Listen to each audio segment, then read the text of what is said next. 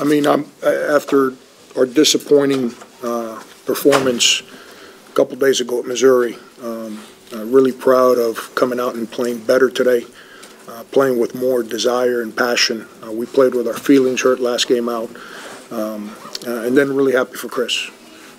He's been an unbelievable guy to coach for 4 years, and he's worked his tail off, and I'm so wanting him to finish his senior year the right way. And the way he played last game, it's not indicative of the kind of player that he is and the kind of conference season that he's had. So I'm happy that he played a lot better today. With him, we always have a chance. Questions for Chris? You had a really big night rebounding. What do you think was the key to your success in that area? I mean, the coach pressuring the ball. Personally, me in practice, last game I didn't have any rebound. So they did a really good job letting me know whenever I do good or I do bad. And, I mean, it wasn't in my mind all day after the game during practice. So I try to work on it. Feel very good about hitting all those threes? I mean, I guess whenever I got open shot, I shoot it. They said it was difficult because they're used to the smaller guys making three-pointers, but you making all those threes kind of come off guard. How big do you think it is when you're able to have a performance like that? It's big. I mean, the players got to respect me when I step on the three, so they got to guard me down low. I try to do the same thing when I post up, so whenever I got the ball, I try to make my player guard me so the court open. This coach talked about you guys bouncing back from Missouri. What are your thoughts on that, especially with, you guys are banged up a little bit and everything? I mean, the loss against Alabama hurt us because we lost one of our players in a bad injury. But we played with our feelings hurt.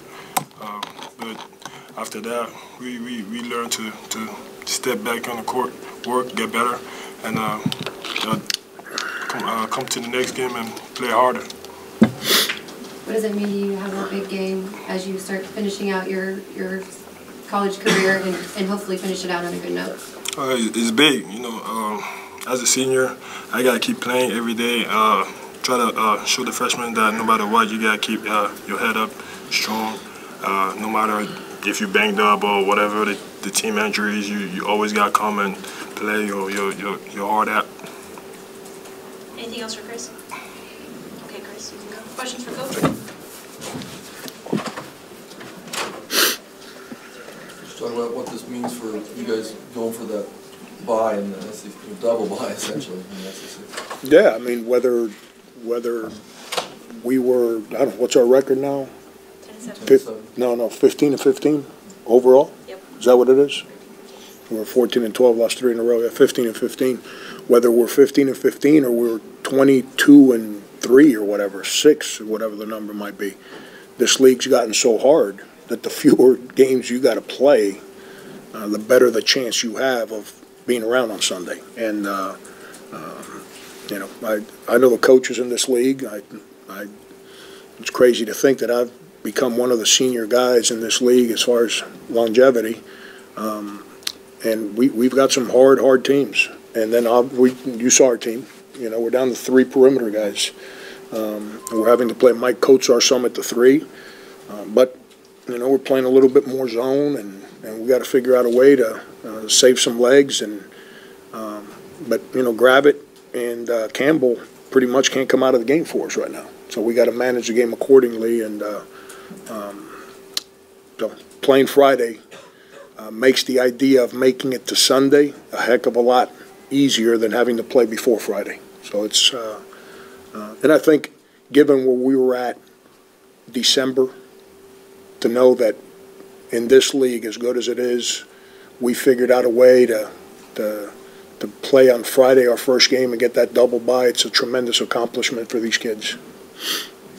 What do you think was the key to being able to get that 10-1 run and really kind of pull away there in the second half? Our zone was pretty good. Billy's kind of in the same boat we are, where we've got 7, 8 if you really push us to play another guy that we can put in the game right now. And Missouri has 10, 11 guys that they play, so I wasn't comfortable playing much man against Missouri because of their depth.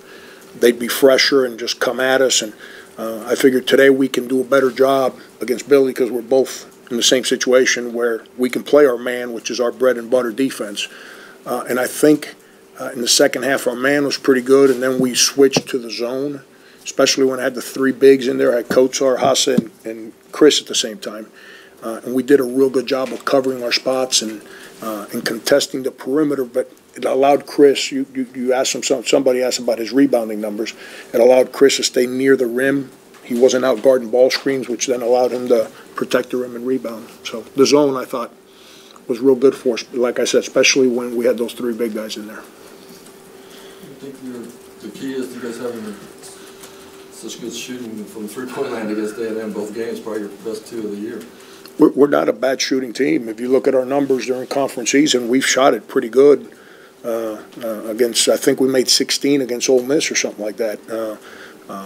We hit a bad stretch. We made threes in the first half against Mississippi State, and then it dried up in the second half, and they had a lot to do with it. They just came out and just hounded us, and we couldn't play well offensively in the second half. And then Alabama is a hard team to shoot threes against because they're so big from the point guard all the way to the center. They're all 6'7", and it bothered us on the perimeter. And then Chris, who has been making threes for us all year, it's not like he just started doing it today, he missed.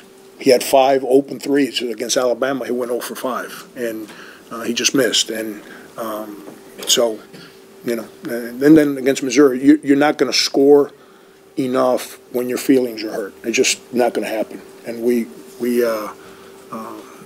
couldn't play well enough against Missouri because of what I've been explaining here. But we've been shooting it pretty good, and we're fortunate because I didn't think we defended real well in the first half. We're fortunate. I think we're 8 for 10 in the first half, if I'm not mistaken. We're fortunate that we made so many threes in the first half. You talk about Alabama's length, so that help a little bit here because A&M really doesn't have a lot of length. It's different. Man, it's different. Just like the Ole Miss, we made a lot of threes that game. Their three guards are not very big, so it allows Hassani Gravett to see the rim. It allows Hassani to see, and not just the shooting, the passing. Keyshawn Bryant he's still trying. He's a freshman. He got no idea what he's doing half the time. But he's trying his tail off, and being a playmaker is not something he's ever done. He's more of an athlete scorer than he is a playmaker. So he's still trying to comprehend how to play in structure. But when you play against teams that are long on the perimeter, now Gravett and Campbell, without Lawson, they get swallowed up with size. So it's not just the shooting, is they can't see the pass when it's open. And if you can't pass, it's hard to shoot. And or you can shoot, but you end up taking bad shots. Let's kind of be clear on that one. But Alabama presented a problem for us, and obviously A&M is not as big as Alabama on the perimeter, so we were able to pass the ball and get guy shots. Anybody else with the last question? Do you think you'll get Lawson back soon? We'll find out when we get home. They took his cast off Monday, and his ankle actually looked like a foot now. After the game, it looked like really bad. Knock on wood, it wasn't what we feared. So we get home tonight. He's been in intense rehab with our trainers that are back home the last 2 days. We'll see where he's at tomorrow, and we don't practice tomorrow. So, I have time to spend some time with him, and I think he'll play again this season if you're asking me. I just don't know if Saturday will be the day.